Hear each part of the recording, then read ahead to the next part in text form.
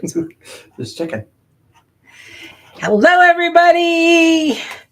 Welcome to April's Scan and Cut. I just often think what month was. Oh my gosh. Hello, everybody. All right, hang on a second.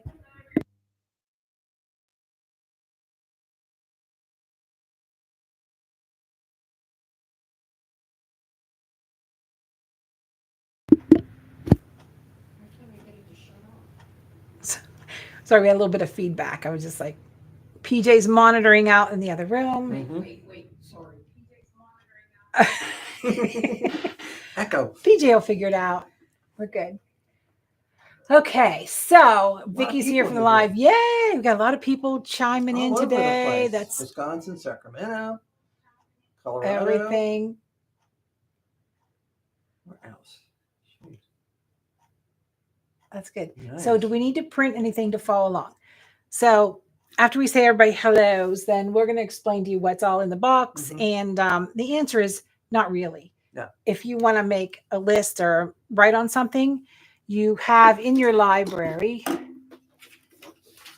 the super long and super wonderful step-by-step PDF document you can build, and that's more works around the frame, right? To make that's shadow box. Specifically about the frame, right? So what we've done this month is, now you got to give us all night to upload these videos. So Jim and I recorded a bunch of videos today, broken down in segments, because it's all about direct cut, right? We're doing direct cut. I did a little bit scan to cut data, but it's mostly direct cut. And we broke it up with, there's a thing on prepping fabric to print fabric, which has nothing to do with today other than how to direct cut all your appliques for your fabric, right? Not using a pattern, but just scanning fabric. What else did we do? We did using Canvas Workspace to how to create a more defined outline. I think it's 5 videos. There's 5. Jim did one on building the frame, right? So that's one on building the frame, and one on what all the cut files are and what you need to build a frame. Right. So if you aren't architectural, he broke it down like me. I'm not a puzzle builder. He broke it down. So and in your handout's written 3 different ways too. Yeah. So what are we doing? So this is what we're doing, right? Yeah. Vicky W, you better start. Don't be waiting for a slow starter. We just had that discussion today. You know what? When we do our projects, we do them live, even though we're recording. So if it missteps or we have a crash and burn during the video, I want you to see that, because that's how you know how to correct it. And that's how you know went wrong. I'm not going to sit and edit for 22 hours. So you have perfect videos. That would be nice, but you don't learn anything unless things go bad. And, we say we mess up so you don't have to. Yep. That's our motto here. All right. So what are we making? So again, this class is about direct cut, right? Which means you're going to take an image, we're going to print an image, we're going to cut an image. Okay. So Debbie's all panicked. 5 videos to do this. No. We put a ton of information in this class. Has nothing to do with what we're making, so to speak. It's stuff you're going to use in the future. It's stuff we didn't do necessarily with the box, but it's all about direct cut. So don't panic. No, you're fine. Yeah. They're all broken into segments. So and then like the ones for the frame, if you can read the directions and figure it out, you're perfect. But some people are more visual and they like to see it. That's me. So I have a video on how to actually put it all together. Yeah. So anyhow, so this was our little shadow box, right? And they're not attached. So don't get excited when my little lady starts falling overboard. So it's really about direct cut. And we were trying to come up with something to put in the box, the printables. And so the printables is kind of what started this. I was with my friend Denise. We did an online class. Some of you guys watched it. I didn't know what a printable was. And all of a sudden I went, oh my gosh, that's direct cut. I'm like, let's figure this out. And here we are. So, vintage paper dolls may not be your jam. It doesn't matter. Learn to direct cut, throw them in the trash when you're done, but you've done the function, right? It's always about the project, it's always about the process, not the project. And that's how I kind of stick with that. So the frame, Jim did an amazing job, right? So this is how this is engineered, right? Look at that.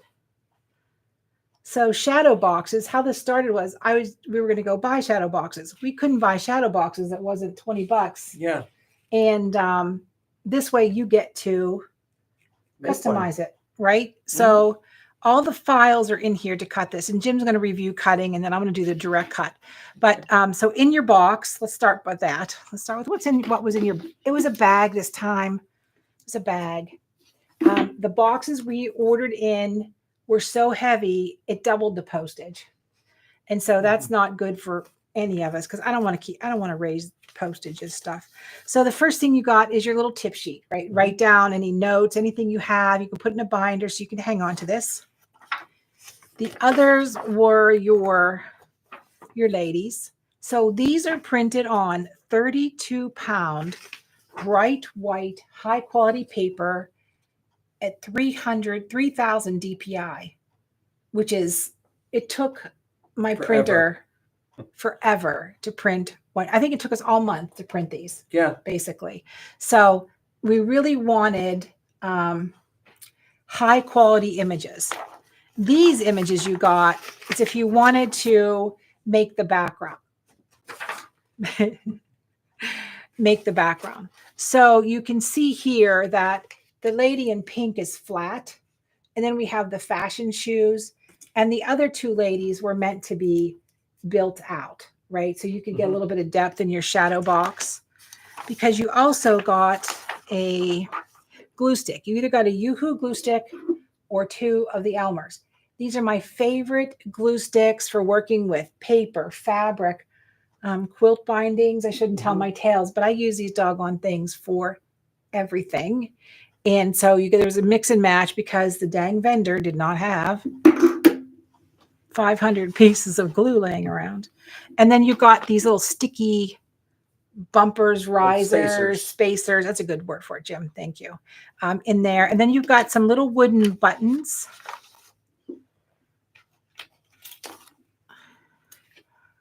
They're kind of a mishmash, these little vintagey buttons, just something to add some details. Right. Texture. And if you have like some vintage lace, or you have little fun buttons with a button box, or you can build this out maybe as a memory. Like if you grow up in a sewing household, you know, maybe you have some things that from a little dress or something that has a lot of memories involved in it. And that's kind of what this is for, is to give you the idea to, you know, you can make a shadow box with basically paper, not spending a ton of money. Oh, you got chipboard in your box too, in your bag. Like and then you got the USB extender. Now, those of you who have been in for a while had one of these prior. This gets plugged into your Scan and Cut, and then this little pigtail just lays around, and your USB in and out, in and out, in and out, wears this out. It does not wear out your USB on your Scan and Cut, because we've had those Scan and Cuts push in and then it breaks, and then it breaks the circuit board. It doesn't just break the USB port. So these little pigtails, sewing machine, Scan and Cut, anything that you use a USB, your computer, if you have a desktop that you're constantly reaching around for, this is a lifesaver. These are 3.0 lightning speed, which we love, lightning speed anything. So your supplies look kind of funky, but we really want to put a ton of effort into the classes this trip. So that's why you have so many videos on direct cut. Has nothing to do with what we're doing. So, and then your 4,000 page PDF file, which we love. Welcome. You're welcome, Jim. That's fine. That's good. When we move the studio, we are totally rearranging everything. So there's lots of space to put things, because we always have stuff. So Jim went ahead and did a Father's Day version, right? Do you guys recognize the alligator? That was last box, right? Yeah. Where we were doing the zipper bags, right? The little zipper clutches and luggage tags and things like that. And so you use some Scrabble tiles and just some vintage printouts. Actually, I didn't have Scrabble tiles. I went and found like a picture of. I went and printed it on the paper, glued it to my chipboard, and then cut them out. So it's not real Scrabble tiles. It's just pictures of them. Oh, and I just picked it off. It's okay. Just to prove it, it's this chipboard. Look at that. It's just the chipboard that's in there, but I it was didn't the want to texture. ruin a whole Scrabble game. Well, I didn't know. I didn't ask. So that's it. And so the chipboard frame was covered, Yeah, with the Right. crocodile. So, and then he'd kind of give you a file for a little stand to So help. that we could take it and Hold it fold it out. There we go. You talk about really, that. That's you can't really see it there, but you can then set it on a table because you have a stand in the back. Yeah. So that you can stand it up. So, and it finished at 10 inches, 10 and a half inches. Well, so it finishes like at a 10-inch square. Okay. But what I have is actually like, I made the frame 10 1/4. So you have a little bit of a fudge factor. So if you're working with a 10-inch print, it'll still fit. Okay. Yeah, I thought they were real tool until I just picked it off because it looked like it was real. So it's about, covering that frame up. Yeah, so you're going to get newspaper scraps that were like that was free downloads of different current events and stuff just to make it look old. Right, that's perfect. And then like if you have a little stamp pad, you can rub a little brown into it or shoe polish or dribble a little bit of tea on it or something just to kind of age it up. But somebody just said they had a button box. I didn't grow up in a really big sewing house, so it was a necessity. My grandmother did it as a necessity more than anything, but I still have this little tin of these bizarre buttons that I'm never going to use them and I'm never going to throw them out. I don't know why. Zach will throw them out. I know. He said when I pass on, he's just going to get a dumpster. So if I pass on before y'all, just get to the house before Zach does. Okay. We're meeting tomorrow at Amy's. Go through my treasures, please. Go through my treasures. So thanks, Vicki. Okay. Yeah, absolutely. So, all right, James, let's go ahead. Do you want to do it over the overhead? Yeah, talk about that. Yeah. So this is the perfect opportunity for you guys to wrong computer. Ask questions. Wrong one. Ask questions. But my good mat is on. And so we're gonna show you the bad mat. We're gonna show you what the mat looks like when we work on it. We hide this mat, right? But I have to tell you, how many did you cut of these? 50 of these things. At least. Re-editing. Tweaking it. So for those of you, this is a black blade issue, black blade, right? Mm-hmm. And if you have the CM series, you're going to use that turquoise blade with the dial all the way to probably 8 or 9. Okay. And so, so that's. Okay. So the mat we're going to use is a 12-inch. So we're using that because we're using a 12-inch square piece of chipboard. Right. Okay. Do you want to eject the other mat so they aren't confused? Thank you. Well, probably have to wake it up after all that. Wake up. Come on. Here we go. Okay. So we're going to use like a 12-inch. So they're going to ask what color mat. So here's the real, the correct answer is the standard mat with the purple strip across the bottom. The real answer is but the crappiest, worst mat you have in your mat collection. And you can use a little bit of basting spray to hold the chipboard down. Yeah. You can use a little bit of tape to hold the chipboard down because this is going to trash a mat. Mm-hmm.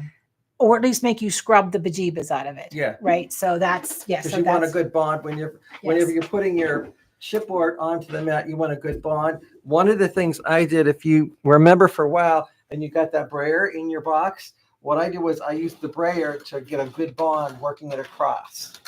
That way it was easier for me to make sure I got a really good consistent bond all the way around. And if you want to feel really comfortable with it, before you put the chipboard in, we probably have cardstock at home. I would use a piece of cardstock and practice cutting on that first, the cutting and the folding, and not using your good chipboard for that. And the way I size it, you can actually get 3 pieces across. And if you've looked at the files, you'll see that each piece of the frame looks like this with a little arrow at the base. This is your anchor piece. This is what you're going to use to secure the corners. And this is what each frame section looks like. And you need to cut out 4 of them. And when I went and worked and perfected it, I got it down to where it will cut out one side and one anchor in about 12 to 16 minutes. It depends on the day. You know, it can cut them really quick. Right. This is not a quick cut. No, but it can be. Okay. The way it took forever was I thought I'd be really slick. And on Canvas Works, I positioned 1, 2, and 3 sections all the way across again. So I have 3 of them on my mat. And just to show you, I do have 3 currently on my mat and restuck. There we go. So here I have 3 of the frame sections on my mat. Do you need the spatula? Yeah, well, It's a right little here. hook there. Yeah, there you go. So there you can see it. And this is why you don't leave something on your mat for 2 days. Yeah, and I did Right. leave it for 2 Yeah, days. it's been laying around, so Yeah. don't do that either. So here I have 3 of them on my cutting mat. Would I send this to my machine, all 3 at one time? Only if you have nothing to do for the next 10 years. Because what I found out, my 16-minute cut time more than doubled or tripled. It took over 2 hours to cut the first one out. And what I've done was what most of us probably don't do. I sat and watched it cut out every time I did it. And the way it works is the machine will go over and do a depth of cut and realize how thick it is. So it's going to do first the perforation coming down through all of the one, and then it'll do a partial cut through the chipboard, and then it'll go down to the base and then do the little anchor at the bottom. And when you have one on the screen, it's going to continually do that. It'll then go readjust, do the dash lines, then the outline, and then the base. And it would continue to do the whole thing, and it can get it done in 16 minutes. However, if you put 3 of them on your screen at one time and then set it to the scan and cut, it's going to do the perforations of position 1, then the perforations of position 2, then the perforations of position 3. Then it'll jump all the way back down and do each separate anchor, that first level of cut. It's then going to jump up to the top, recalibrate for the next step, and then do the dash lines for the first one, the second, then the third, then jump down here and then do each anchor. So by doing all that meticulous readjusting for all of it, it actually takes longer to cut. It's almost 2.5 hours. Yeah. Doing all. If you do one at a time, it's about 16 minutes. Yep. But if you put it all on there, the scan and cut loses its mind. Yeah. Looking for every dash. I think it's just too much information for it because all the dash lines and everything. Yeah, so I think it is. So what I did for you was in your file, you're going to have frame P1, frame P2, frame P3. So instead of you trying to figure out how to position it, what I did was, and I tested a couple times and it worked, I sent to, via the cloud, position 1 and had my chipboard on there, and I cut out the whole part of the first part of the frame, and I left it on the mat. I then cleared the memory of the scan and cut, sent over position of 2 or frame P2, cut that all out. When it was done, cleared the memory, then sent over position 3, and then cut that out completely. And I got it done within 45 minutes. Big difference. Right. Yeah, absolutely. And it actually cut out a lot quicker and better. So then when it was done, I took those off the mat. Then I put in a fresh piece of chipboard and did another position 1 or position 3, whatever you want to do. And that way you have 4 pieces to construct your frame. Right. So that's our advice, is just do one at a time, whether you Yes. send one, but sending all 3 was just too much information for the scan and cut. It's just overload. And what I did too was, here's like your frame. And I have the little bits of, you can see little dashes all through here. And I did test a couple different dash lines out. And I found that this one did a nice size perforation. So it's even across the whole thing. And yet it's still a strong piece of frame. Right. And that's the other thing of test, right? Because the bigger dashes didn't fold enough. The smaller dashes folded too much. Yeah. It's like the Goldilocks of dashes. Yeah, so this is like the Goldilocks. That one's just right. And then all you got to remember is everything gets folded in the same direction. So I'm going to fold everything away from me. And I'm starting in this little 1/4 inch. This is all written down for you in your directions. And it's written word by word how to do it. Then there's one of just pictures. And there's another version of the combination of both. And you have a video on how to cut and fold. Right. And then here you got that one. And then there's a second line. So every dash line gets a fold, all the same direction. All the same direction away from you. And basically, if you're curious as to what each part is, basically this part glues it to the side. This is like the inside face of the frame. This you want the plain piece stuff. That there's like a frame there. So this is going to do the outside of the face of the frame. And don't force it, just kind of easily work your way down. And then once you get the bulk of it, you can easily then just crease it like that. So that's the depth of the frame. This is now going to construct this front of the frame, just like that. And then we got to do the back of the frame.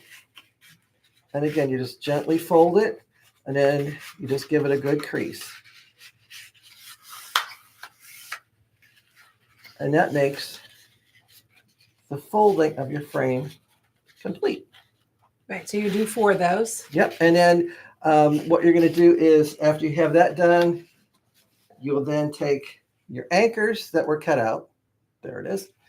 And you glue it to the inside. I use hot glue. You can use, Elmer's glue if you want, white glue, tacky glue, anything. Glue, and then or the glue stick, you could use that. And one of the things I wouldn't do is, if you need to hold it temporarily, so I'll put a little glue stick on there, and then I'll take it and I just line it up so it's kind of inside right here where that little 1/4 inch fold is, and press it to hold.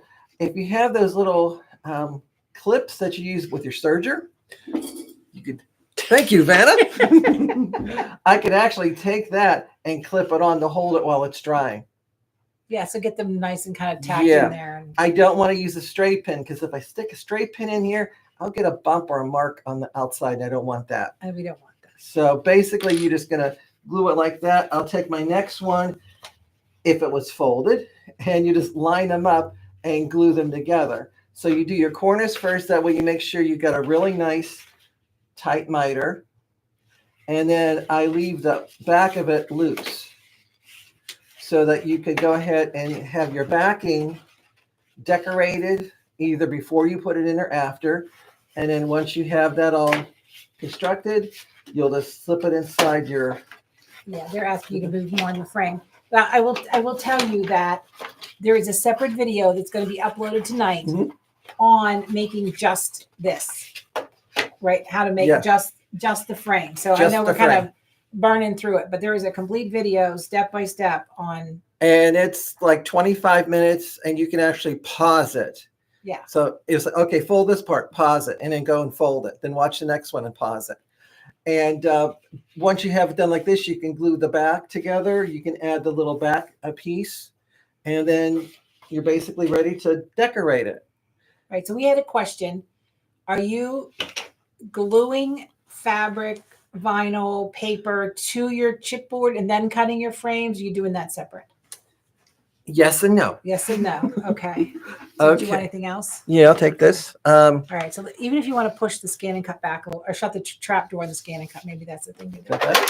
There you go. Maybe Get the stuff out of the way. I know it's always for the junk. There we go. Okay. And push the scan and cut back so you can see. How's that? Okay. So there we go. This is one of the I actually, when I created this one, I took the paper and I went and applied it to the chipboard. There's all different kind of ways you could do it. You could do it with white glue, your glue stick, however you want to do it. However, can I use fusible web? Or do you make it too heavy? No, I actually, for this one, I use fusible web. Oh, there you go. The reason I did that was because I didn't want to wait for the glue stick to dry. Because if I would have put it on my glue stick, I couldn't put it right on my scan and cut. It's going to gum up my blade. That's true. And same thing with a white glue, a craft glue, whatever. I would have to wait for the glue to be completely dry before I can go to cut. So what I did, I couldn't wait. And I used my fusible web, and I put it on the back of the paper. Then I bonded it to the chipboard, and I tried to make sure that there was no steam, because you get a little bowing of the chipboard. So if you get that while it's still hot, put it on a table, put a book on top, a tray on top, just to weigh it down, and it'll get nice and flat. Yeah. And then you could go ahead and cut it out. So this is like a decorative paper, and I don't know how far you can see this, but notice how the corner is white. This is what happens if you put the paper on first and then cut the two together. You could really see the quarter perforations. So that was one thing I kind of didn't like. Right. So in this case, you may want to cover it after. So just in case you wanted to do that. You're looking for your frame. Well, my little pieces. There we are. We think we're organized, and then it all goes the heck and back when we get. We've had a busy day of recording. We've been recording everything today. Just in case, like I said, I didn't really care for that look because it had all those dots there. So I kind of knew Amy was coming and asked me about this. So in your cut files, you're going to see that there's a face frame cut file. So here I have the side of it with the miter. So you could put fusible web on the back of it, whatever, and cut this out separately, which cut out like about a minute. And then you could go ahead and glue that right on top of that. And by doing that, you can get a nice cover and you won't have the problem of the corner show through. And there's even a separate one to do the sides.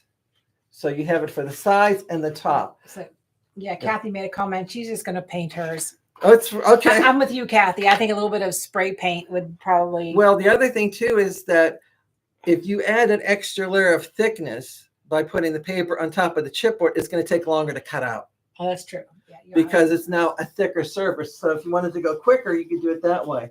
And that's like whenever I did this one, this is actually, I looked online and I took a photograph of some wood grain and I went and printed it out with my printer and then fused it on to get that wood grain look. But again, I could see the little dashes in the side of it. Right. The other thing is, yeah, can you do fabric? Sure, you could do the fabric. And the same thing, if you would go to take your fabric and we're missing your tab. Yeah, my little piece, it went somewhere.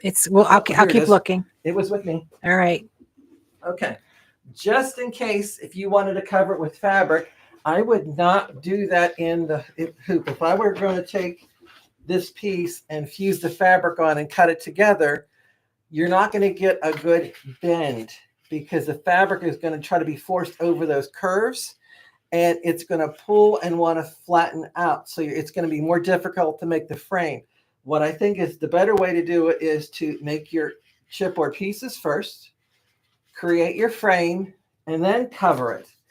That's why you have a separate cut file of a whole side piece for fabric. Perfect. So this has a fusible web attached in the back if I want to iron on, or I could just put fabric glue or even double stick tape on that. And then I can actually start it from here and it would wrap all around to do the miter and the side, and you would have like a more upholstered looking frame. Because this is what the fabric would wrap all the way around and it would hide every little bit of those marks. You won't even see a thing. Yeah, that's very pretty. So a couple of comments we said about the foiling would be pretty. Yeah, so we just want to give you guys the foundation, right? You can cover or do anything you want. Like, Jim did the crocodile because we had some scraps left over of that. And it's a nice way to customize it. And just to share with you, if you're doing something like the crocodile, and if it doesn't cover all the way, I actually used a little bit of marker on the side just to hide where the chipboard extended out because it didn't cut the full width for me. So I had to tweak it because that was a thicker fabric. Right. Again, you'll have to experiment just a little bit with what makes you happy. And yeah. And if you want to add a little more embellishment, so if like once you paint your frame or put your fabric or paper on whatever, there's even a fretwork frame enhancement that you could add on top of it, and that's also included with that. And this one I used the decorative paper to cut it out with, just to give it a little more glitch, and you can see the shine in that. And it just gives it more depth and more texture. And if I wanted to, some of those spacers I can actually apply with that to get it even more of a shadow effect. Right. So that's just another way to clean finish it. Yeah. If you don't want to do anything. So Julianne said, do you add the fabric after folding the perforations? Yes. After it's all folded and after it's folded, glued, and constructed, I would then cover it with fabric. Yeah. Perfect. So all those cut files are there. All those, right. And that's in a little separate video. And how to do it. And of course it's in your PDF too. So yes, Jim went above and beyond as Jim does, right? Ladies, I have to tell you, gentlemen, I would be like, you're getting direct cut out of me. And Jim's gonna, what are we gonna do with it? I'm like, I don't know, but they're gonna learn how to direct cut. And he goes, oh, let's make a frame. I'm like, okay, Jim, Yeah. help yourself, Jim. I like the look in your face when I walked out with Okay. it done. Oh my gosh. Someone says, can you use vinyl? Can you use like heat transfer vinyl or sign vinyl? I think heat transfer vinyl is gonna stick to the, test it. I would say sign vinyl would definitely do it. Yeah. But you'd be very careful. And again, I would apply it after it's constructed, because if you do it, bond it when it's flat, when it's a lot easier. It'll never bend. It won't bend. It's going to make your chipboard go flat. As you keep creasing it, it's going to go back up. Okay. So it's going to make it harder for you. I've already tried on a lot of this stuff. This way I messed up, so you don't have to. Exactly. So now can we do what we're supposed to be doing? Okay. No, I'm just joking. So the direct cut, right? So cutting out something directly by finding the outline and cutting the image. So you're not using your scissors, right? So we talked about the high DPI these guys are, and that's dots per inch. And I will find my other ladies. We'll cut her out. That's fine. Well, yeah, but I was trying to look at the. Oh, okay. I lost the two that had the. Yeah, they're gone. Okay, so this image right here, and the lady in the pink, she is not good for direct cut. Can you see why? Like her gloves aren't finely defined, the paleness of her skirt, and we're going to address that in a little bit. But the lady in blue is just fine because there's kind of like a high contrast between her and the paper. So let's talk a little bit about direct cut. So we're going to go over there and we're going to move Jim's pileage, as we want to say, pileage. I'll get the scan and cut line back up again, and we will do some direct cut. And what, the scary mat? The scary mat. We use a clean mat. I'm using my clean mat, Jim. Don't touch my mat. Don't touch my mat. All right, so I'm going to just load. Now this is still a standard tack mat, but in true brother fashion, they're all crappy mats in the end, right? They all lose their stick. Mm-hmm. If your mats, I gotta show them that one. If your mats are brand new, this is why you want to cut your chipboard on a crappy mat. And this is why you don't leave your projects on your mat, because the moisture comes out of the paper onto the sticky mat, and then it causes you all kinds of grief. So I goofed up, so you don't have to. That's right. So we want to tell the truth. We'll spend lots of time tomorrow with our awesome cleaner soaking it out. All right, so let's talk about direct cut. So I'm going to cut the lady away, the pink lady, because she's part of our background. Now, to build the background out, I used the glue stick because Mod Podge is too wet. Now, it works with this paper, but it's wet for the chipboard.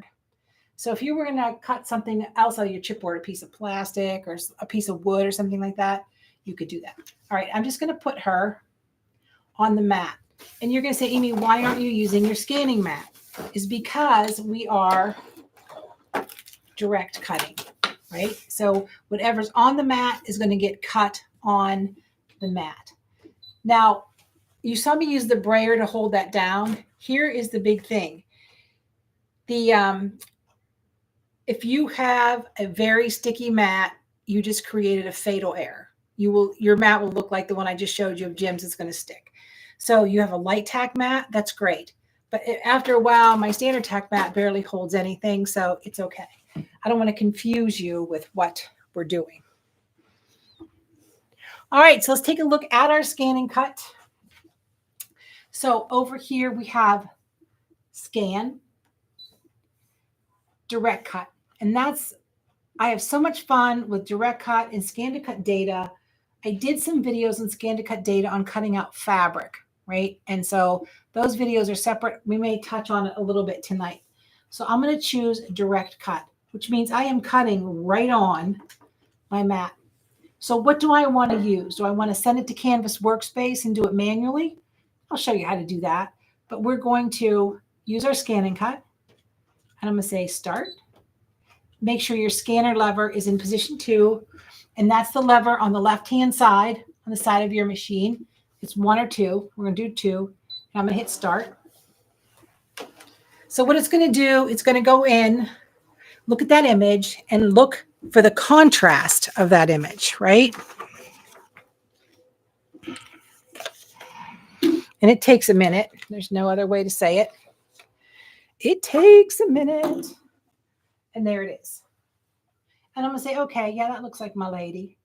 But look at all that. Like, what a mess. Now, a couple things. Jim's been doing a lot of chipboard. I don't know if you just saw. I just picked that off the bed of the machine underneath the rollers. This stuff gets caught in your scan and cut. I did a video on how to clean the scan and cut, how to clean the head on your scan and cut. That's one of the videos that's going to be popping up tomorrow, okay? Because all this line right here is the outline of the paper that wasn't stuck to the mat. Do I care? No, because I'm going to get rid of it. I can see the outline around her head and her arms, but I'm missing it here, which tells me 2 things. Either my image doesn't have enough contrast, or I'm going to go to my light dark contrast. If my image is lighter, I'm going to choose lighter. Intuitively, you think, oh, I want it to be darker because I want to see it. It doesn't quite work that way. So I'm going to hit preview. And this is going to take a minute, right? And now I have the images all the way around here. Now, what are you seeing here? You are seeing all of the spots on my mat, the grid on my mat, threads, chunks, whatever's left on my mat.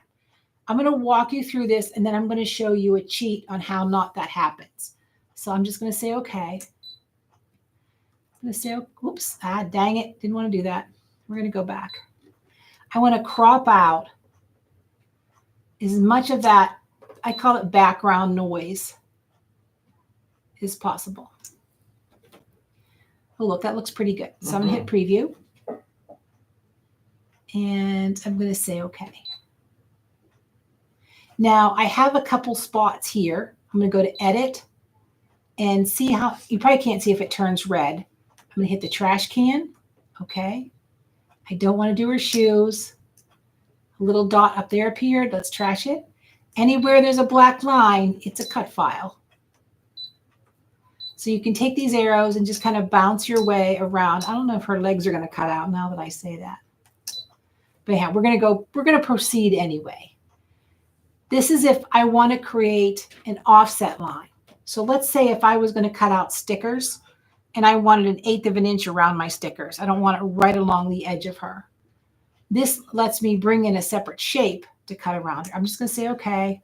Now her legs are missing.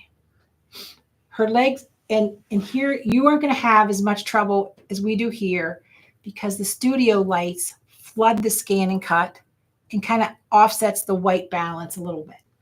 So I'm just going to select cut, and I'm going to hit start.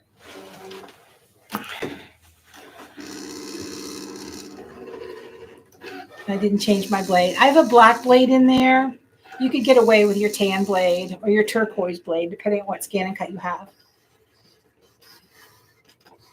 So the direct cut lets us find the images that we want to use.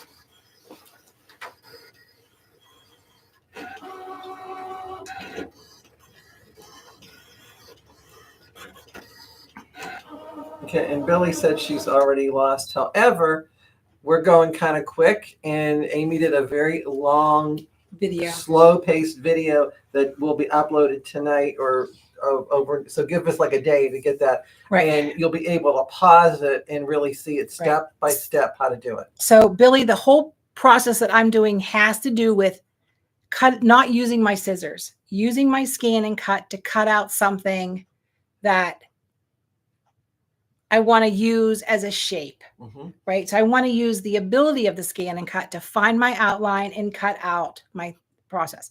This is the same process you would do is if you trace somebody's applique pattern and you're cutting out fabric for a quilt applique. So direct cut, now you don't want to direct cut with your patterns, but it's kind of the same process. We're eliminating our scissors, right?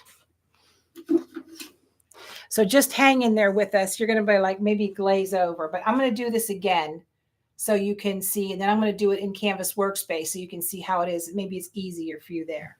So here's the original, right?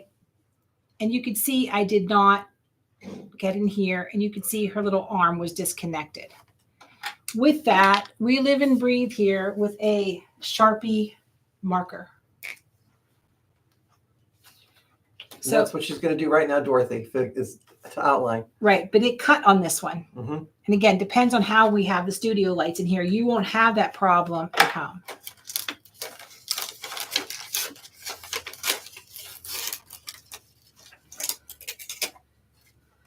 So she's missing her legs, part of her shoes. So make sure you use your spatula when you're picking up paper. Kind of ease your way in there. Well, the poor thing's going to get fake shoes. She needs a new pair of shoes. We're going shoe shopping, Jim. Okay. Okay. So at home, you're going to get this result because of the bright lights that we have in here so you can see the cameras and everything. So what I did is I cut out a piece of chipboard. Once I made this outline, once I have the shape I created, even though it's the wrong one, if I save this, right, that shape, I'm going to recut my chipboard. I'm going to cut out my doll and glue one on top of the other. Okay, so let's talk about this piece. Can't see that. Yeah. Let's talk about inside her armpits. See Yeah. the white? That is inside outside corners. So let's put another lady on here. Okay. And while you cut that out, Carol, yeah, if you're not comfortable doing it, or if this is the first time you're doing it, yes, take all those prints that Amy sent you and photocopy them, and then cut them out with your less quality paper than what she sent you. And that way you're not wasting your good prints. Right, and exactly. then test cutting out on that first. Because these are 3,000 DPI. So it took us almost a month to print out enough copies for everybody, because it took almost a minute a copy, because and the ink, I can't even tell you the ink. And what the printer wanted to charge me was almost $4 a sheet. Yeah. Well, that's probably what we spent by the time we bought the ink. Yeah, but we did it here in house. We did it here. So anyhow. And So I put a different lady on here, right? So this is one of the ladies you have. This one's a little smaller. So what I'm going to do is she's on the mat, just the way I want her. Okay, I'm going to go home. Okay, we're going to scan. We're going to direct cut. I want to cut what's on the mat. I don't want to get my scissors out. I don't want to do anything. And I'm going to I want to use my scanning cut to create that cut file. And I'm going to hit start. Scanner lever is already on 2. And there it goes.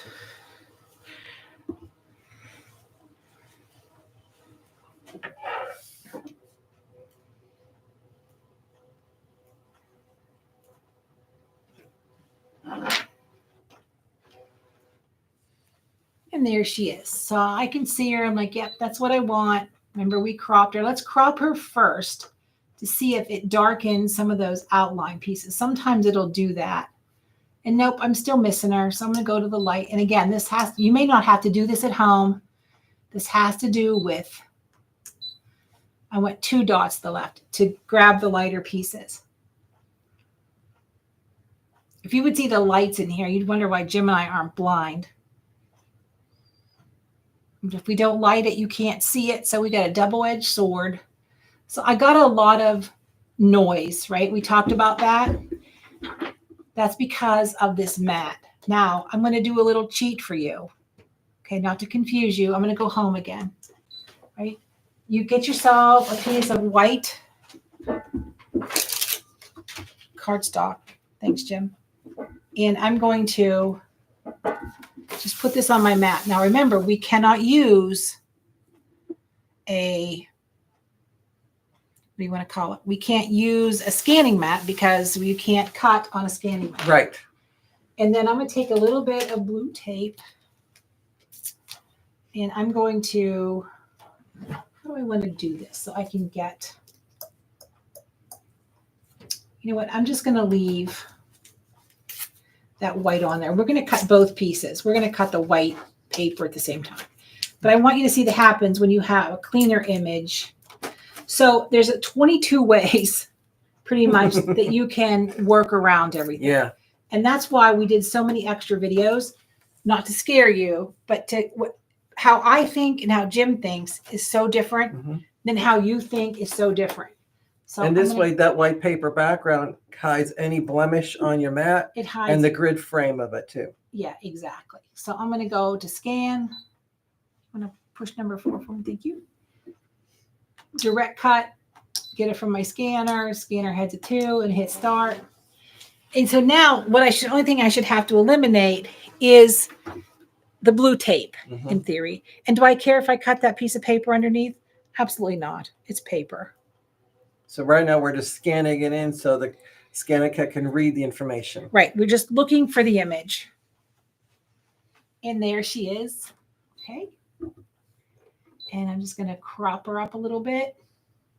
And by doing that, you're eliminating a lot of the tape too. A lot of the tape and a lot of the extra line, like for where I cut the paper out. And see, I can see she's cut. Say, okay. Go to preview. And now we may have to spend a little bit of time and edit, which is fine. And this is the offset, right, which we don't need. And this is adding a frame around her, which I don't need. But I'm going to go to edit, and I'm going to bounce around and eliminate my chunks.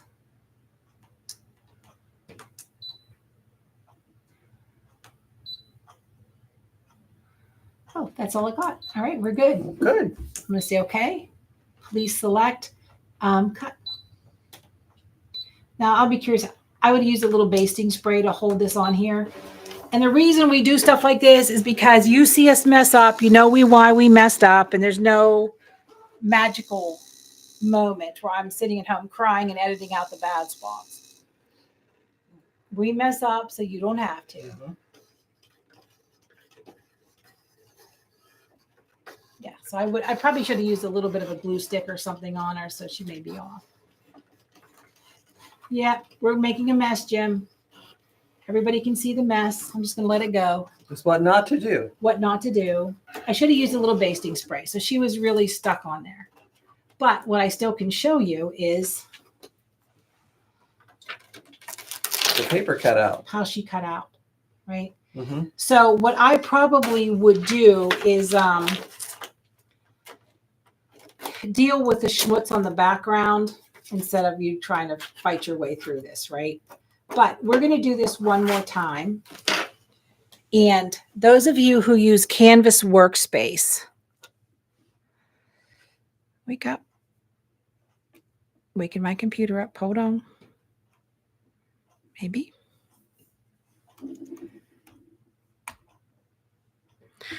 All right. So Canvas Workspace. I'm on a PC, which doesn't, I'm on a Mac, which doesn't matter, but this is the downloaded version. Okay. Let's put the lady back on the mat. And again, I'm still, if you have something that's difficult, let's say it's a picture of your grandparents and it's faded and you still want to be able to do what you want to do. We're going to send this to Canvas Workspace to give us the perfect cut. So we're going to still go to Scan, Direct Cut. And this time I am sending that image. Oops, sorry. I still want my scanning. No, I'm going to send it over. That's fine. I want to send it over the Wi-Fi. So we aren't creating a JPEG. We aren't doing anything.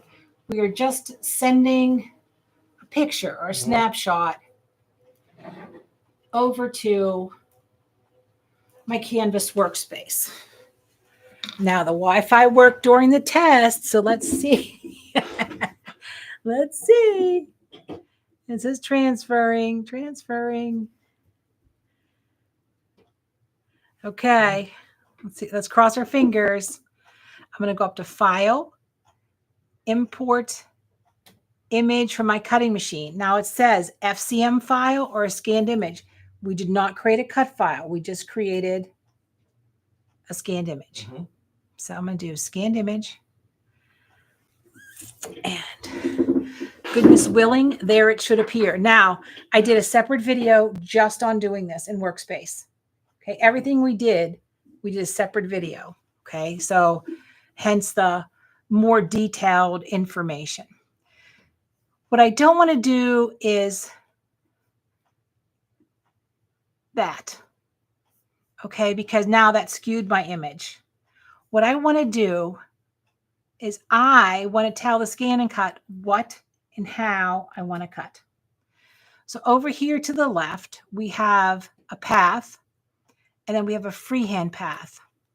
And a path is no more than your GPS in your car saying, I want to go to point A to point B, and then Google, whoever programmed your GPS, says you're going to turn left at this stop sign, you're going to turn right, you're going to go around the bend, around the roundabout, second X on the roundabout, which I hate the roundabouts when I'm traveling, like second X, is that the first one? That's the second one, I get nervous. But anyhow, so you're making a path, you're telling it where to go and what to do. Not so much what to do because it's going to cut, but we're telling it where to go, right? Okay. So you can do as much detail as you want with the where to go.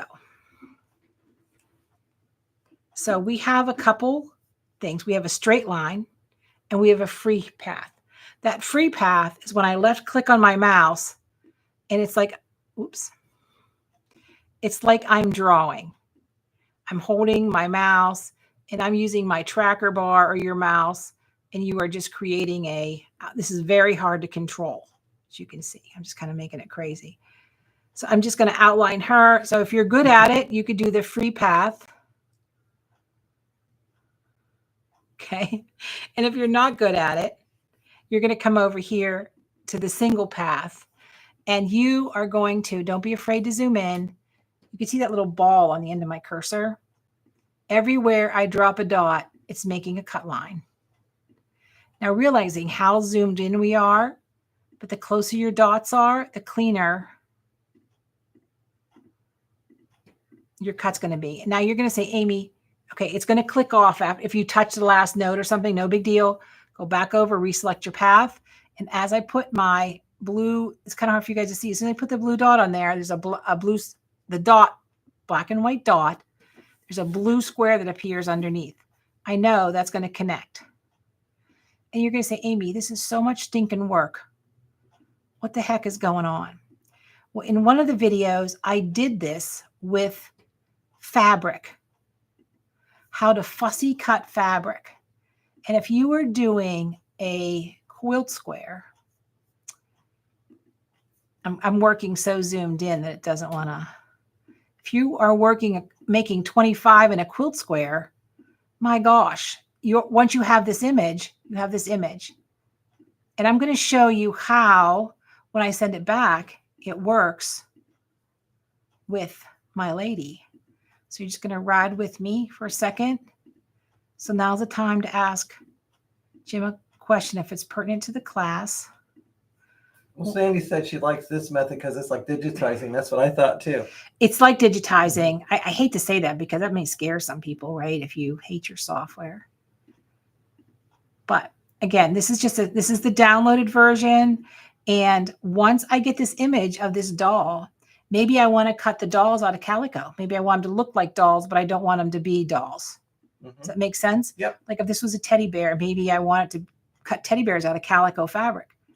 The image is the image, right? So it's not a big. But once you learn this, cutting out these paper dolls, then you could cut out anything.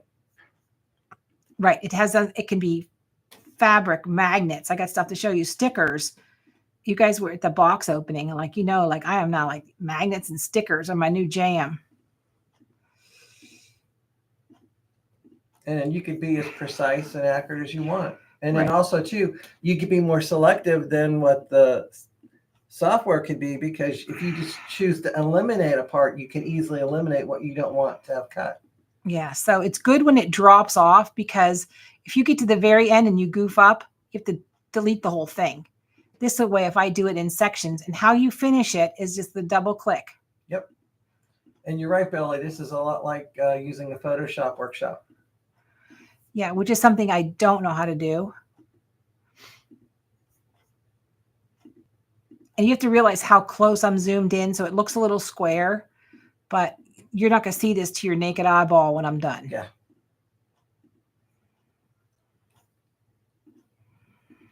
So as much detail as you want to put in here, you can put in here.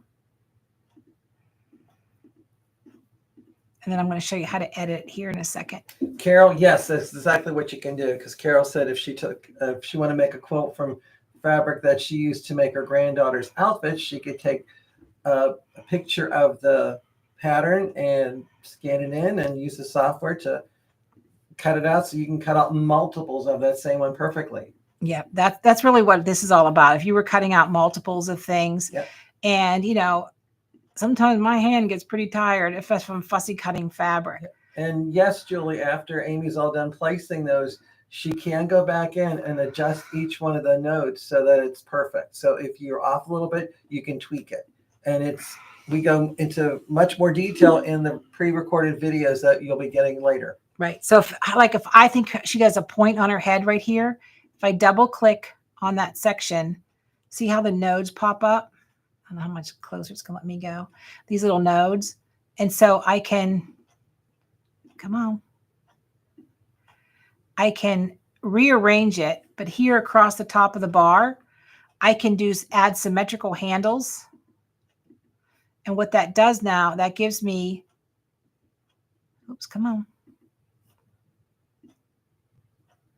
symmetrical handles. Come on, you can do it. It doesn't like to be super zoomed in on, but that's so you can come up here and add a point. You can. All right, let me unzoom just a little bit. So it will let you add the symmetrical handles, add a point, delete a point, soften a point, and you can actually highlight these and delete a whole bunch at one time. So once I have this done, that's a little too zoomy. Okay, so once I have her all done, I'm going to do File, Export, and it's an FCM file now because I created that, right? Yep. Yep. So I'm going to go Export FCM. Warning, the image is not going. So the lady doll, her picture does not go with it. Right. It's just the cut file. Just the cut file. And I want to transfer it via the internet. And every time I do this, I cross my fingers. I cross my fingers. And yes, Vicki, if you do have a favorite old picture of a pattern, etc., and you want to print it out on really good cardstock, and if your printer can't handle cardstock or it doesn't have the DPI that you want to get a really sharp picture, sure, take it to your printer. To your favorite print Staples, print shop, whatever. Yeah. So it's 32-pound bright white paper. Yes. So it's a little heavier than regular computer paper. Right.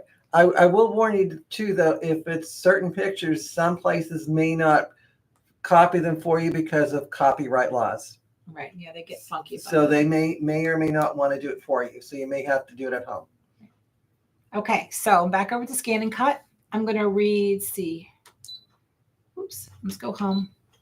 I'm going to retrieve the data, right? Mm-hmm. Retrieve the data from the Wi-Fi because that's where she is. And there it is. And I'm going to say, okay. And so I'm going to go back. Actually, so there she is. I'm going to scan in the background, right? Just like we do because it's a Scan and Cut. It's a lovely.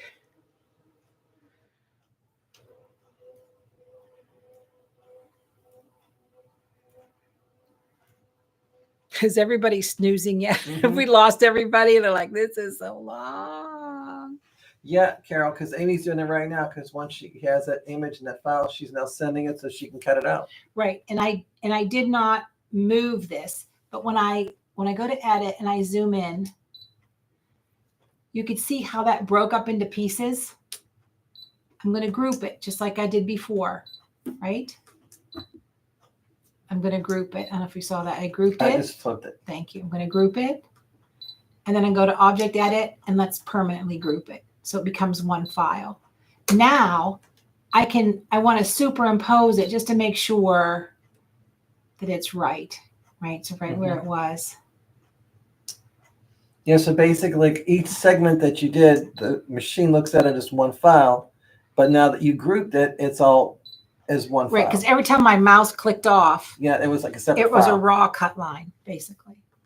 So here I can save it to my scan and cut, right? So now I have that image, and that image can be cut out of paper, magnets, you name it, right? So once you have a printable, it's the same thing. Okay, please select cut. And she's on the mat. Let's cross our fingers. Yeah, and this, what we're doing right now, that'll be uploaded also with your other extra videos too. Yes. So you can watch this all over again. Because one of Julie has to leave to take care of Reynolds, so you can watch the rest of it later, Julie.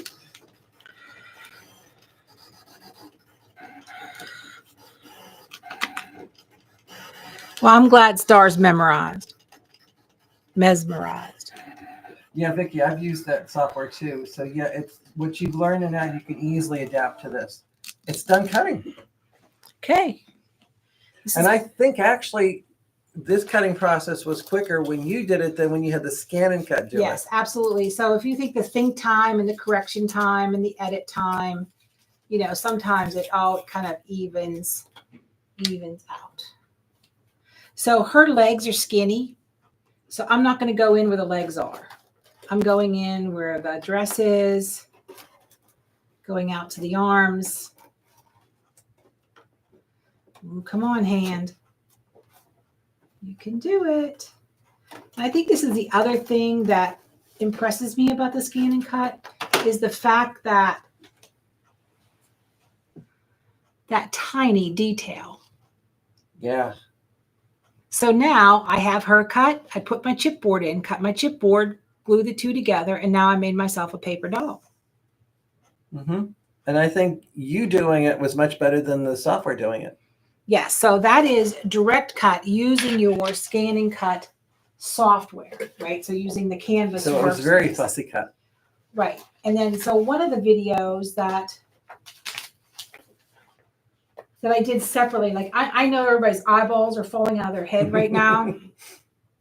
So. Well, some said they are mesmerized right now. Okay, well, you all be mesmerized for a minute.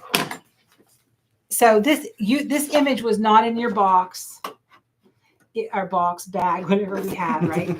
So I'll try to get it uploaded tomorrow because once you see it, you guys are all going to want it. Look at that. It's gorgeous. So this sunflower was printed on a magnetic sheet. Okay. This direct cut went really nicely. So here it is cut out. This is printed on fabric.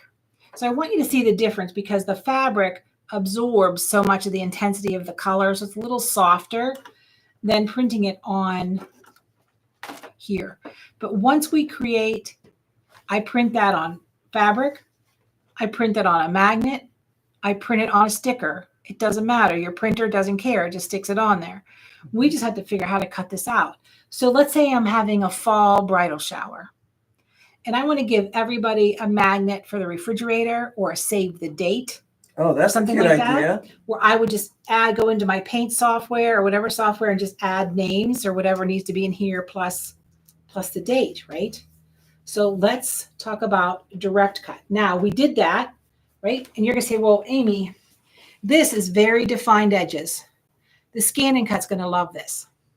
This was a much softer edge and the contrast wasn't there for the scan and cut to love it, right? So here's what I did. I love that. It was a great idea. Ooh. Sorry about that. I just moved the whole dang table. Did I print? All right, hang on, everybody. Oh, here's my acetate sheet. So we're going to do a direct cut. This is just a clear piece of plastic.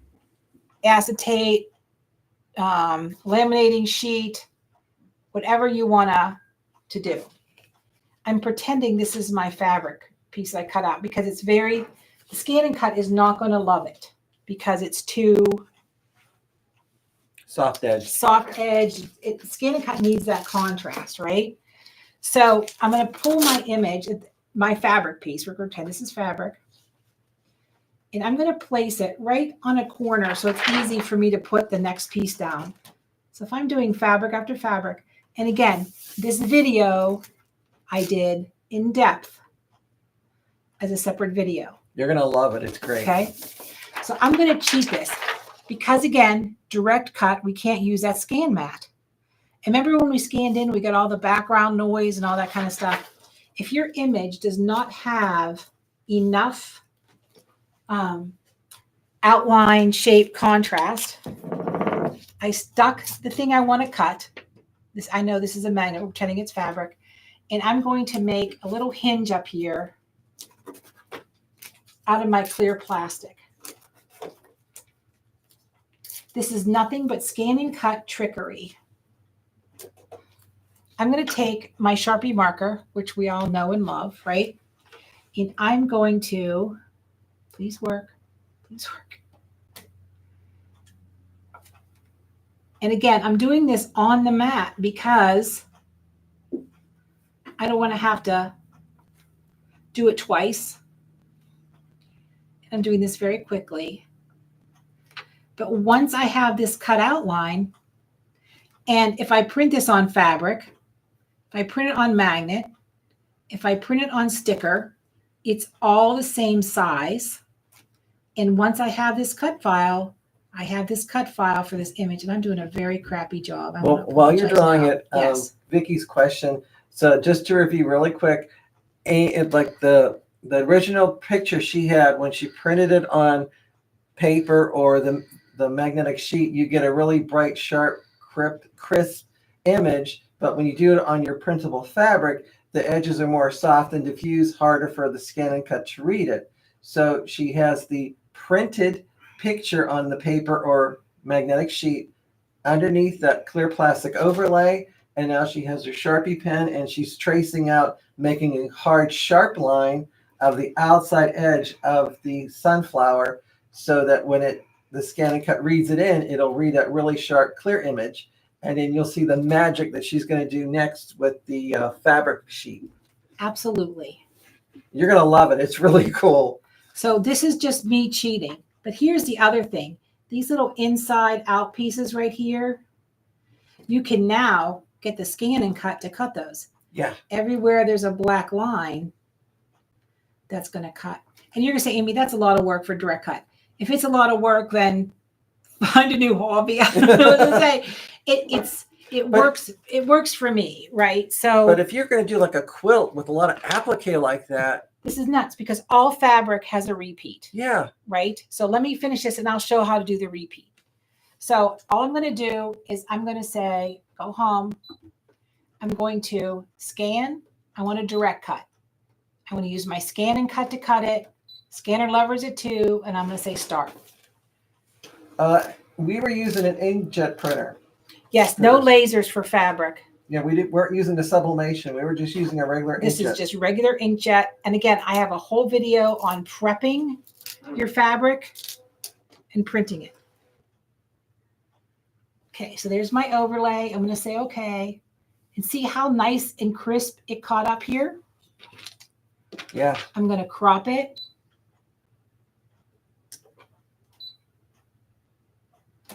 And I may have a little cleaning up to do, but I'm going to say preview. Okay. Looks good. Looks really good. And I'm going to go to edit. And again, I'm going to bounce around those little red squares.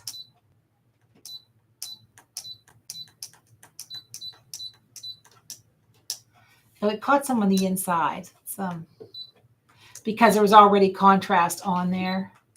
Does that make sense? Yes. It picked up some of the dark lines inside. I'm not going to overly clean this up, but you guys, you can touch it or you can use the little bouncer. So I'm going to say, okay, that's fine. I'm going to say, okay. I'm going to say, okay. Now I'm going to choose cut. Now, before I hit start, I'm going to peel off my acetate. Start. Oh, but I already did already. There we go. And even though this would be fabric, this is my magnetic sheet.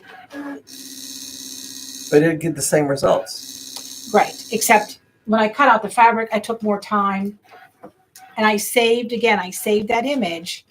So every time I go to grab my sunflower fabric, all fabric has a repeat. It's the same fabric over and over and over again.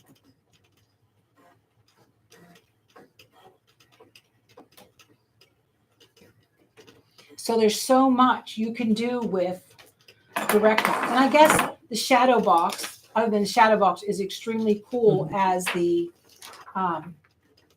itself has tons of uses, right? Yeah. And yes, Vicki, you could follow this to do that project and let us know if you do follow through, because I love to see it. Yes, please. Pictures. Please share your stuff on that Facebook page. Please send me pictures. We want to grow. Tell your friends, your neighbors, your Facebook groupers. Come and hang out with us. Yeah.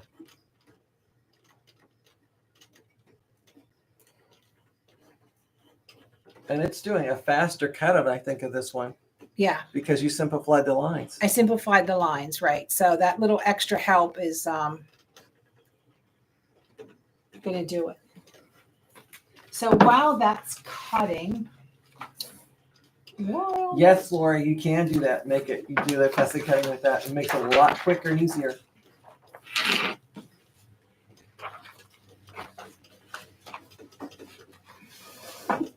Heck, we haven't even talked about, we don't care what you put in your shadow box, right? We just want to give you stuff to cut out. Mm-hmm.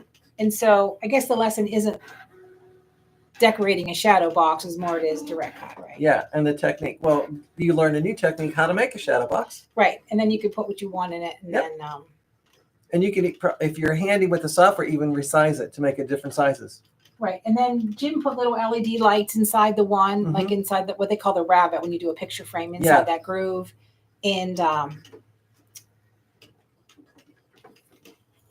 you could have fun with it. You could put pictures in there and little baby trinkets or something along those lines.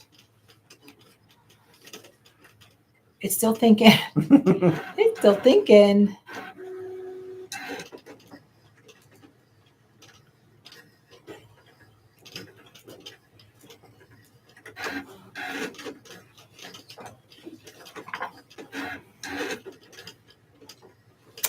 Here's another sunflower printed out. What am I going to do? Okay, here's what I do. I want to show you guys how to superimpose it. So as you go to do your next sunflower fabric, you don't have to repeat the whole process, right? So now it's finished cutting. Nice. The magnetic sheets cut really well. These are just from Amazon. They're 2 mils, printable magnetic sheets. Oh, I just tore it. Okay, Brutus. Oh, so it caught that extra outline, but that's okay. I can use that flower for something else. My gosh, I got to fix this table so it doesn't move. If my belly wasn't so big, it wouldn't move. So there is your direct cut. Okay. So here's the other cool thing. And Sandy would love to know where you got your stylus from. So long story short, this was from the Janome Artistic Edge Cutter. They no longer make them. It's a crystal wax pickup tool. Oh. So Janome doesn't have them anymore, but it has that little waxy bulb on the end. Mm-hmm. It seems to be the perfect contact for the scan and cut. Oh. So it's a wax pickup tool. So it's a tool to pick up crystals. Yeah, it's just a wax tip on the end of it. Sometimes you'll see them in the beading sections. So maybe some craft stores might still carry a similar model. Similar. God bless the world, right? There's something out there. All right, so now we need to cut the next piece of our fabric. Okay, remember I said I want to pay attention to where I put it, but I think I moved it. So, okay, that's paper, but we're pretending it's fabric, right? Mm-hmm. So go ahead and switch me over, James. So I'm going to go to retrieve data because I saved it on my scan and cut. There it is right there. Now you're going to see the girl here because we're going to scan over her. It doesn't matter. Just ignore. We're going to scan the background and hit start. And now we're just going to superimpose my outline on top of the next piece of fabric. So once you have that, you may need 25 sunflowers for a quilt, right? Or you may need 25 lady dolls for your grandkids to play with. So it's once you have that cut file, it's all about everything. So I can see here, oop, there we go, Amy, dang nabbit. Let's undo. Group them, right? Group it, group all of it. Okay. Object edit. Make me one piece. Okay, fine. You're going to superimpose. And don't forget you can zoom in, right? Big arrows move the design. Little arrows move the page. And you can fine tune it so it all lines up. That's it. And then you're just going to hit cut. So if you had an all over print fabric, you could just stick it on your mat and just reposition it. Right. So that's what I have. Let me check this. So that's what I have here. So this is fabric you would find and you would buy. And let's say, oh, I want to do something fancy. I just want to cut out those flowers. It is, I knew this was going to happen to me. Oh, Amy. There we go. All I did was trace those flowers I'm going to need, right? Superimpose it, save the shape, scan in my background, lay my cut files on top. I grouped this as one cut file because when you look at this fabric, I would trace this flower and maybe this flower and these flowers and this flower. And I would have maybe 10 things on my acetate sheet. So now when I save that in as one image, every repeat of this fabric, I cut the same repeat out. And when I put it on my mat, I go to bring up my images, overlay it, and cut it. Yeah. Right? So, and again, we did an in-depth video on cutting the fabric, cutting everything. So you can do repetitive fussy cutting of all those different flowers without having to do all the work. Exactly. And again, I go back. Easier. I'm sorry? It's a lot easier. It's a lot easier. I go back to whether you're making a quilt or let's say you're doing a placement. And let's say you maybe I find fabric I love and I want that flower, but that's the ugliest fabric I've ever seen. Yeah. Right? So you would go ahead and take that tracing. So maybe it was a pumpkin that I loved and I hated the fabric. Maybe it was a green pumpkin and I wanted an orange pumpkin. I took that same, let's say this acorn, right? I just made my own pattern. Yeah. So I took it off the fabric, made a pattern, and now I'm cutting and infuse it on the fabric. The pieces that I want. Yeah. Exactly. Let me check my list. Okay, we did that. Direct cut. Wow. And I know we have some newbies in here, and I'm thinking this is going to be a mind-bending class because there's so much that you can do with direct cut. So I guess the tips are a nice crisp outline. Yep. Right. Practice on plain paper before you do your whether it's the fabric you're going to cut or the box that you're going to frame. Right. Do it. Practice on cardstock or like the printer paper you have at home. Yeah. Before you go and cut out the good fabric or files that you sent of the of the ladies already printed. Yeah. That clear acetate or clear plastic or whatever you find, make sure it's firm, that doesn't have any wrinkles in it. Yeah. You can, as long as you have a Sharpie marker, you can trace anything. Yeah. And cut anything. Doesn't have to be fabric. Again, the magnets, the paper, the chipboard, everything, all, whatever technique you learn, right? It is transferable to whatever medium you want to cut.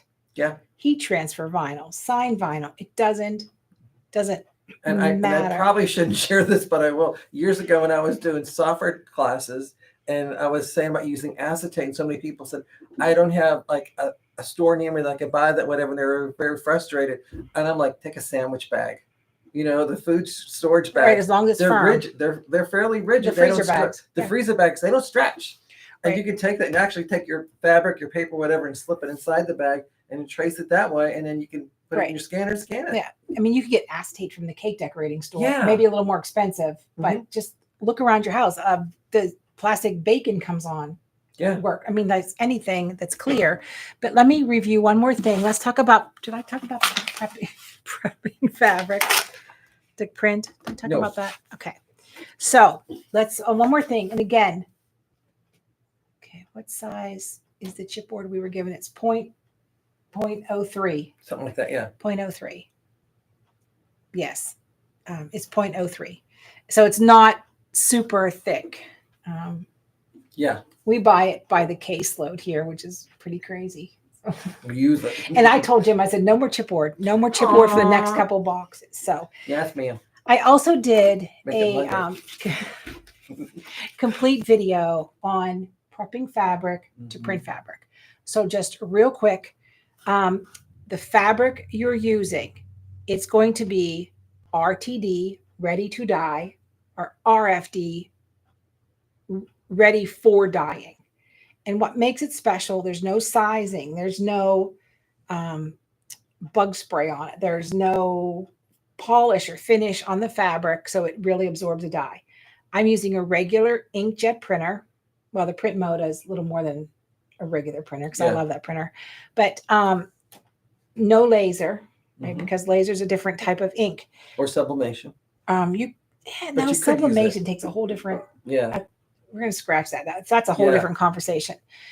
So when you have to prep your fabric to go in the printer, it's wimpy, right? So we have to give it a support sheet. This is not the fabric that comes with the fabric printer. This is just me making fabric, right? So the ready to dyeing will be back in stock probably in a couple of days at amysews.com. It's 60 inches wide. It's white. It works well. So what is the key to making our fabric nice and stiff? This is sticky tearaway stabilizer, right? You guys have this if you do any kind of machine embroidery. You can always buy it at any Mart store, any independent quilt shop, anybody that sells sewing machines will have this product. It's like that paperback tearaway. Right. So you peel it off and you stick it onto your fabric. Right? You just stick it onto your fabric, run it through the printer. Now I take a piece of paper and I put an X on it and I put it in my printer tray. And you need to know how your paper goes through your printer. So with mine, it's fabric side down. Yours may be different. Once I print this, then I remove the paper backing. I save this. I can get 2 or 3 prints out of this before it's not sticky enough to support the fabric. Okay. So that's how you're going to print it. And then once you print your fabric, before I cut anything out, I make sure you take the stabilizer off the back and heat set it with an iron, a hot iron. If that makes you nervous, then rinse it in like white vinegar and water, like a 1/4 cup of white vinegar to like a cup of water to help the chemicals, the acidity of the vinegar set the ink. I just heat set it and I took it to the sink and I put that Dawn power wash on it. If anybody's going to get it out, that's it. Hot water, smashed it all up, rubbed it. Still was beautiful. Heat set it and now you can use it. So that's how you're going to prep your fabric. Again, there's a whole nother video on prepping fabric and that kind of thing. So the Sharpie, it is a fine point Sharpie because if the Sharpie is too fat, what's going to happen is going to read the inside of that line and the outside of the line. So it'll be almost like a double cut. Right. It'll be like a double cut. It'll cut the one side of the Sharpie and then the other side of the Sharpie line. So I always use the fine Sharpies in black. And yeah, Billy, you can replay this again. It'll be uploaded. It takes like a day for everything to be uploaded when it's alive like this. This is a monster because this is the 1.5 hours. And then we'll probably have another 5 hours of video. And again, so you can break down this class and then watch what you want to learn. And the fun thing is you can pause it where you can't pause us right now. Right. You can't pause us. It won't work.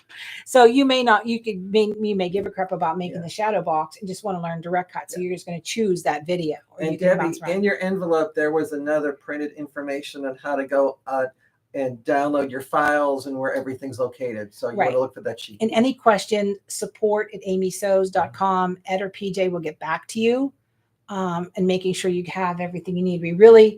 We really want to make sure nobody gets frustrated. And we know, like the newbies, it's a weird concept because a lot of creators go live directly on Facebook.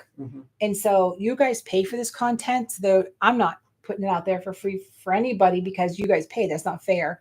So that's why we keep it. And when we keep it out of Facebook and out of YouTube, they're mine forever. So if Facebook decides, and Facebook tells you they own your videos, and so does YouTube. At any time they want to wipe you off the face of the planet, social media wise, you get hacked, like happened to me 3 years ago, you lose everything. So this way, when you're inside what we call Customer Hub, those videos are there forever and they're mine. So we never lose content. And we don't want you to lose content either. So I have a friend of mine who had over 300,000 Facebook followers, and a blink of an eye, somebody hijacked her page and her videos were on there and everything was on there. And it just breaks my heart because we try so hard. So the bus trip this week leaves at 7:45 from the store. Yes, be here at 7:30. Yeah, be a little earlier. Yeah, be early, especially if you're on a front seater. Yeah. And then you should be there around 10 o'clock in the morning. Yes, and Jim will already be there. Yeah, He leaves Wednesday, so he's going to meet us off the bus and get us all situated. So we are looking at July for Christmas craft camp. That's going to be fun. So it's going to be sewing, scan and cutting. We're going to provide everything. You're all just going to show up and hang out with us for 3 days. Yeah. We're working on the details. So it's going to be in July. And then we still have some room on the July scan and cut cruise with Embroidery Garden and Stephanie from Caesar. If anybody wants to do that, support amysews.com if you have any questions. Holy smokes. And if you're local and you in the Pittsburgh area and you want to go on the bus trip, there's a couple seats available, but you better call in like tomorrow to get a seat. Yeah. Well, most of our customers are not local. So yeah, there's a couple places I wouldn't mind going, like middle of California on the coast and Hawaii. Sure. I think we should do a road trip. I think we should just show up at these people in these beautiful areas and just do a hands-on. Like I do all the time for the expo. Why not? That's right. We'll just do a traveling Amy and Jim show and show up in your house. Invite some of your friends. Yeah. And then they'll probably have us cook for them too. I can cook too. I can bake too. Good. All right, everybody. Oh boy. A long distance shop hop. That's a very long distance between. You can't get much further than here in California. Yeah. Maybe Philadelphia in California next. Anyway. Okay. We're good. All right, everybody. Thank you so much for tuning in and hanging in there. We know this class was overwhelming. Yeah, long. Give us at least a day to get everything uploaded. And so you can break it up into pieces, what's important to you and what you want to know. Yeah. Right. So, woo. Okay, everybody, hang in there because the more you scan, the more you can. Bye, everybody. Bye-bye.